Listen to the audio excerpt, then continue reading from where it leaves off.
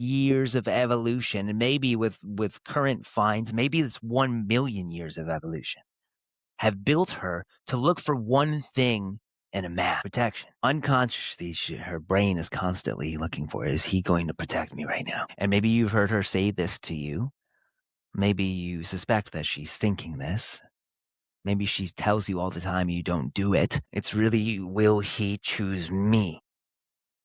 What's good, fatherhood? Welcome to this episode of Uncommon, the Dad Work Podcast. And today, I might gripe a little bit today because I'm going to drop some truth at you and on you, or at you. Maybe I'm going to spew it at you. I don't know. That you might gasp at. Not because it's revolutionary, but because it's in direct opposition to everything that pseudo-therapy relationship coach influencers are telling you. And I'm not going to sugarcoat it for you in any way whatsoever. And if you know me, it's not going to surprise you. But if you're new here, it might lead you to question your follow and why you're even listening to this. Or like you might put your headphones on because you don't want your wife to hear what you're listening to. And you might quietly unfollow me. Good. As Samuel L. Jackson once said, hold on to your butts. I think that love languages are a crock of bullshit. Soak that in for a second. But it's not because they're wrong. I think that they miss the point. And I think that they overcomplicate something that actually is not complicated in any way whatsoever.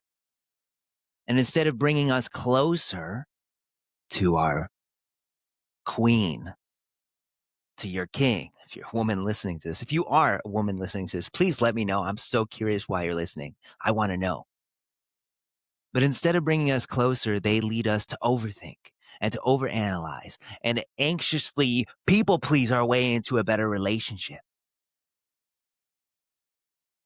And I won't go too far down the path of how they lead to a corporatization of this sacred relationship, complete with monthly and quarterly performance reviews that leave you scratching your head and asking the question, why are we having the same conversation again? We keep doing the same thing over and over. And if you've been leaning on them to fix your marriage, that might be the exact reason why you still feel like roommates. Because instead of bringing you closer, they've got you overthinking and overanalyzing and people pleasing your way into connection. They create excuses.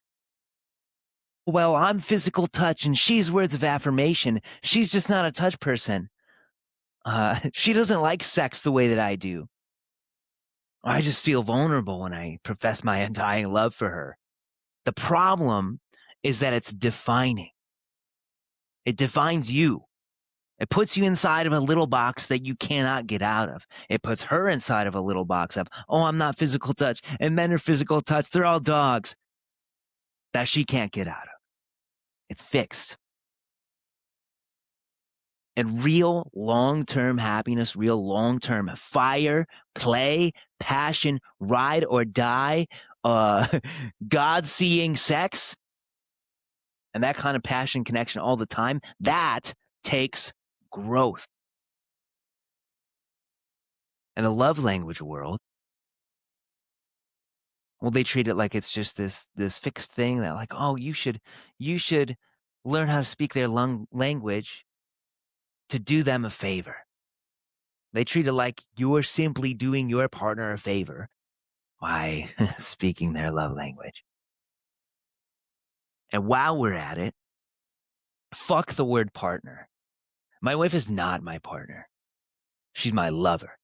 She's my soulmate. She's my beloved queen. I would fucking do anything for her. She is the most important person in my life. And following the role of sacrificial leadership in the spirit of Jesus, it's my job in having authority over this family to get down on my knees and to wash her feet and to lift her up and to make her life as amazing and beautiful as possible, to lighten her load as much as possible. She's not a partner. Ugh. I don't show up for her like I'm managing a business relationship, like, oh, she's my partner. And I don't want her to show up for me that way either. I'm tired of the boxes. I can't stand this love language, this like clinicalization. This, if George Carlin was here, he would call this all out too. Bunch of bullshit. I'm tired of the boxes. Tired of the theory, the empty knowledge without embodiment. And if you also are tired of this stuff, I am co-hosting a retreat coming up in June. It's the 12th through the 15th. It's really right around the corner in Nevada City, California with my good buddy, Om, so that we can do some of the work in your body, in your nervous system in real time with you, man, so that you can learn how to open your heart and take up space and hold a masculine frame and to love, not just with a checkbox. It's called the right, a man's initiation into sovereign manhood. And we're going to go into the exact work that we're talking about today. But you're not just going to learn it, you're going to live it. You're going to do it so that you can walk out embodying it. Link's going to be in the show notes. Everything's down there. But back to our love languages here. Again, I think they're a crock of bullshit. They corporatize. They take the life out of relationship. They put you in this corporate business partnership. And no wonder why we end up having the same bullshit conversations all the time. It's like, oh, you're doing your partner a favor, but no. But love languages do have something right. And it's the idea. And the idea is that the way that we receive and deliver our love and our devotion for our lover, that differs from person to person. It has to do with your upbringing and your parents' upbringing. They can only give love in the ways that they were programmed with. And, well, they can only give the love that they had inside of themselves. And I can feel that.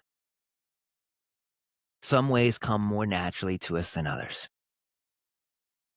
I can feel that. Physical touch. This is all men. Words of affirmation, acts of service, quality time, gifts. Get your checklist out. Write these down so you can start auditing each other. You have to know something. Men, we map the world through physicality. I look at my son. He is just this ball of lovable chaos. My daughter is sitting at the table building magnetiles and coloring silently. And my son is running around the house going, "Run!" and like jumping over the couch. And he needs to bump into her and run into her and run into me and mom. Just because. Men map the world through physicality. And it's no wonder why we prefer, and not just prefer, but we require the touch of our woman in order to feel security. When we bond with each other, what do we do with our brothers? If you've played sports, what do? You hug. You slap your buddy on the ass. You're like, "Not good game, bro." What do we do to resolve conflict? We might throw hands, and then what? Then what? Then it's all good.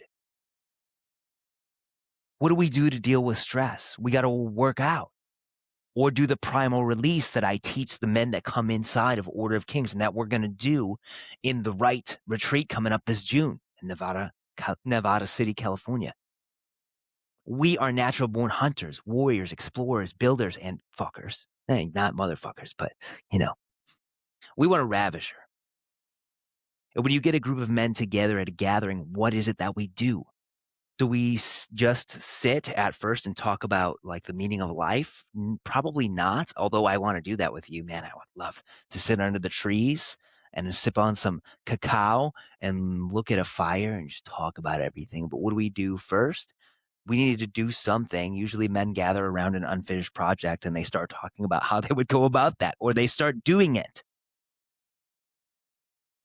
We work on a project, we talk about something physical, like the last sports ball match or the last MMA fight.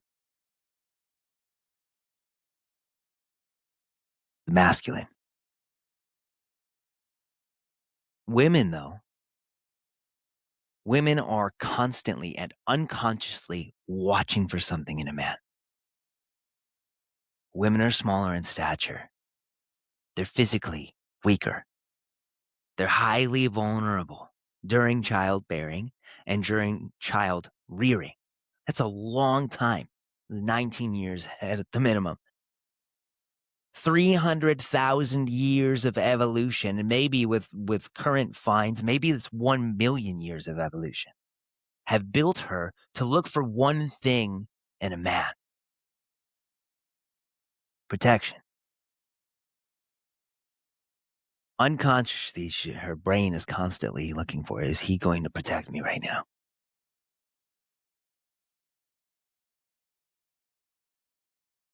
And maybe you've heard her say this to you.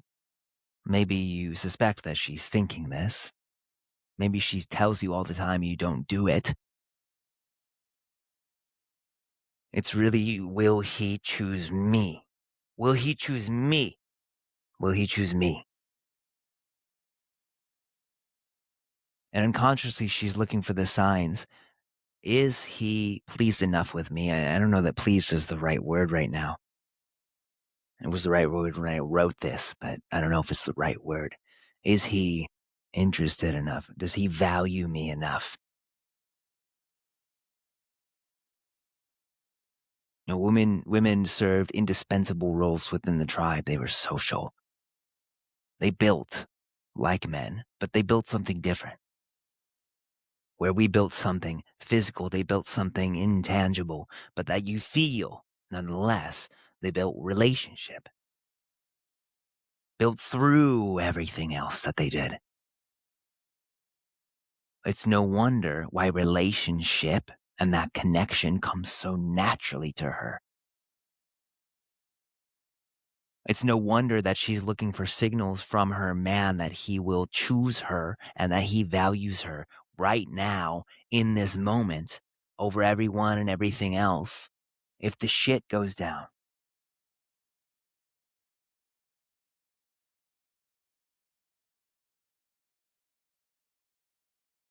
So, men and women are so very different. Love languages overcomplicate. When really, what you need to do is love the shit out of your partner. That's it. Love them. You don't need to get your checklist out. But we've lost our way so much that we've forgotten how to do that. And so I'm going to decode this for you. I'm going to translate the love languages for you because I think that they're too clinical, they're too dry, they're devoid of life. Get your writing fingers ready, get your voice to text ready. Hey Siri, make a note. No, Siri. Here we go. 1, physical touch. All men. This is our default. Why? Well, it's because it's how we map the world. It's how we experience life. What physical touch is saying is, I feel you. I'm here with you right now because I'm connected to you. I'm with you and I've got you.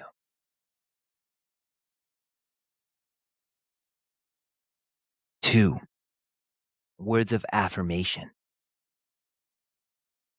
This is saying, I see you. I see you. I see the things you do. I see what you do. I see what you're doing and I value you. All those things that you do, all those things that you are, I value them. Say, hey, bro, good game. Value what you did. My love. You're such an amazing mother, the way that you take care of our kids all day while I'm at work. I really hit the jackpot. 3, acts of service. I get up every morning and I make my wife's coffee and I bring it to her in bed or as soon as she comes out of the room. I make everyone's waters. I make morning margaritas for her. That's just water and sea salt and lime. I may fill up waters for the day so that she's got an additional 40 ounces to get through the day. I do that for her. I do that for the kids. One thing that I did that she didn't realize for a long time is that in the shower, I take her loofah and I put it on top of mine so that she doesn't have to sift through them to get to them. She can just take the one that's on top. This is an act of service. This is saying, I cherish you. I want to make your life easier. That's all.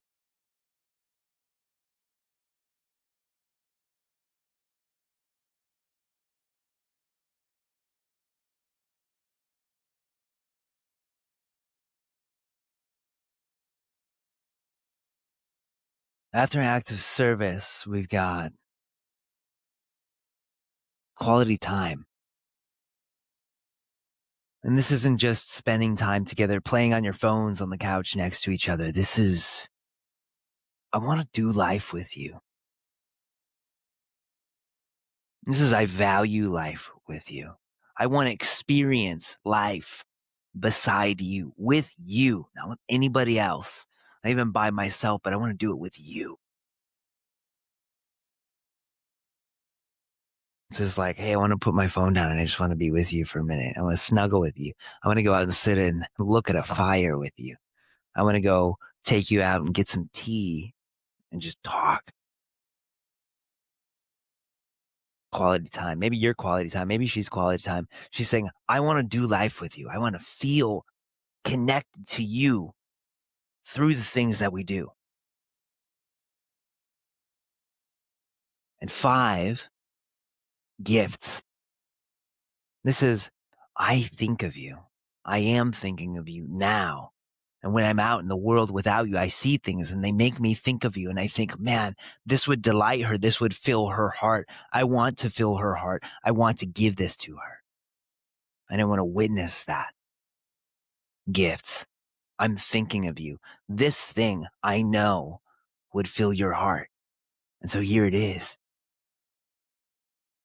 Every single one of them, physical touch, words of affirmation, quality time, gifts, service. They communicate one single thing. And that thing is, I choose you. I'm choosing you. I choose you. I want you. I love you.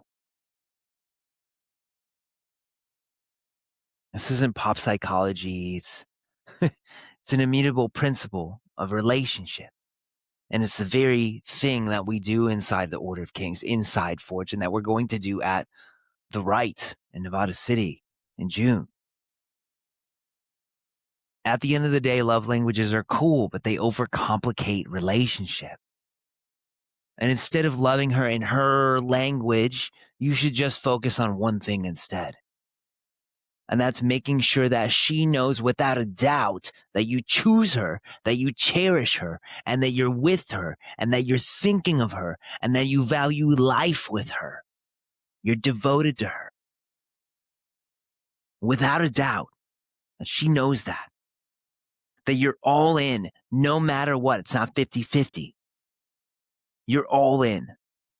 Even when you're tired, even when you don't want to, even when she's not showing up for you and loving you according to your love languages, the ways that you want to be loved. Now you're all in, no matter what, in the spirit of devotion and sacrificial leadership. In other words, that you just fucking love her more than anything else in this world. And that stress, insecurities, they're not going to get between you. It's just not that complicated. And think back to when you were dating, when you first started courting her. It's likely that you just did all of these things naturally without having to think about it. A woman needs a couple of things from you. One, she needs to feel seen. She needs to feel seen, which means, well, touching her. I'm here with you. But more than that, it's I see you. I value you. I appreciate who you are. You're beautiful. But these things that you do that you think that I don't see are amazing. And it's not even those things, it's who you are in your heart. I see you. It's I hear you. She needs to be heard. And when you first started dating, you probably did this without thinking about it. And you sat up all night just talking, but not really talking, but asking her questions and listening because you just wanted to be deep inside of her, in the depths of her soul. You wanted to know everything. You didn't need to fix, you just needed to know. And you held her. You held her emotionally without even knowing that you were doing it. A woman needs to feel seen and heard and held. And that held is safety. And it's not just physical safety, it's emotional safety. It's I can take anything that you can throw at me and I still value you and I still love you. And I'm still wild head over heels for you. You did those things without having to think about it. And if you do those three things, you see her, you hear her, you hold her safe, emotionally safe. Well, you're going to be speaking her love languages and then filling her heart the way that a woman needs to be filled. And then you'll be able, and she'll invite you in to fill her in the way that you want to fill her.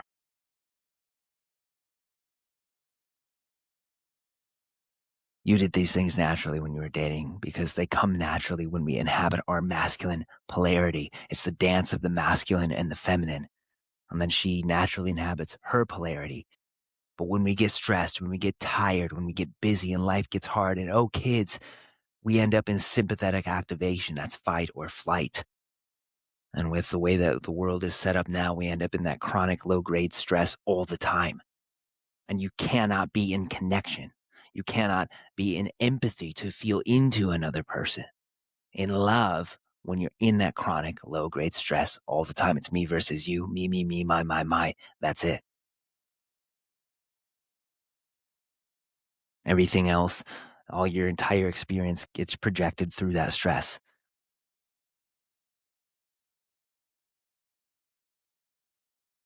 It's, I'm so scared right now, the bills, whatever, but then whatever it is that she is doing immediately become the stress gets projected onto her instead.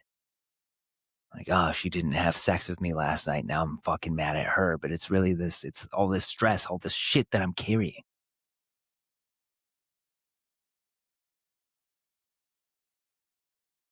That's the real problem. It's not knowledge. It's not love languages. It's our capacity or lack thereof to hold stress, to stay centered, to stay in balance.